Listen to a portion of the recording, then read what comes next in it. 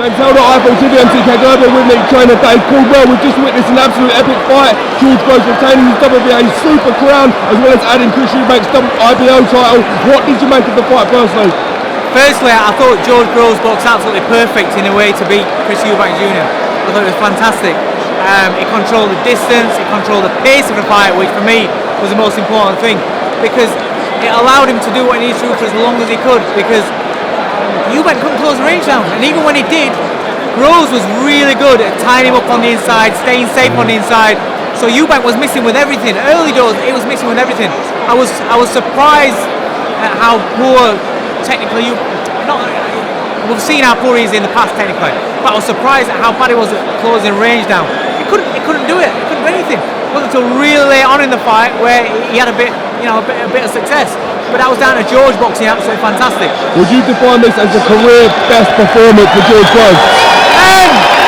It's difficult to say no, because I think at this point in his career, yeah, it was fantastic, perfect. But I think we perhaps forgot how good George can be on his night. He just performed. That's what George Groves can do.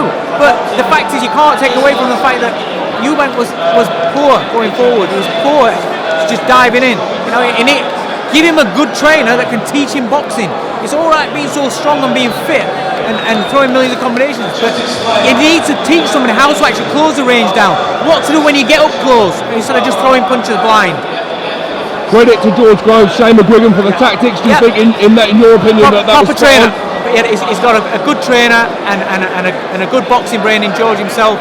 They box fantastic, perfect game plan, but they were able to carry out the game plan because of what George controlled. He controlled the pace, the distance, and Eubank wasn't able to. I thought that he would have done. I thought he would have been able to close the range down and make the pace very, very hot early doors, and I thought then that George would tire and perhaps get stopped later on. But he didn't allow him to slow the pace down. His feet were too good and Chris's were too poor.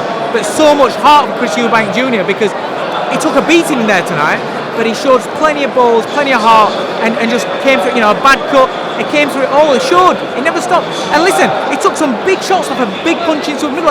His chin's for real. They've always been talking about his chin. His chin's for real. His heart's for real. His toughness for real. All he needs now is to add some boxing. He needs to be able to learn how to box. In your opinion, how much did that cut change the fight? The way the fight was panning out? I don't think the cut had anything to do with it. I think George was controlling the pace. George did what he had to do. He was on form tonight. That was George Groves, what he can do. He's a beautiful boxer. Controlled everything, and Eubank not being able to do that, he couldn't do that early doors when before the cut happened. I don't think the cut had much impact, because once he did get close, he was missing just as much as what he was at range, because Groves negated everything that he did. So nobody likes to get caught. Obviously, but I don't think the blood was going to his eye that much. It's hard to see where it was at. People at home can see it better on television, but I don't think the cut had a bearing on the fight at all. No excuses at all. Eubank Jr. was beaten by a very good George Groves tonight. What will this do for George Groves' profile in terms of people watching this and the credit given to him? Yeah, don't forget ITV and the whole Eubank brand is massive. They've been building the brand, and now George has just gone on ITV and beaten that brand. So now George Groves' profile, already massive, is going to grow. Where does this defeat leave Eubank's legacy in the sport at the moment, Chris Eubank Jr.? It's hard to say about legacy because he's got to have a trainer.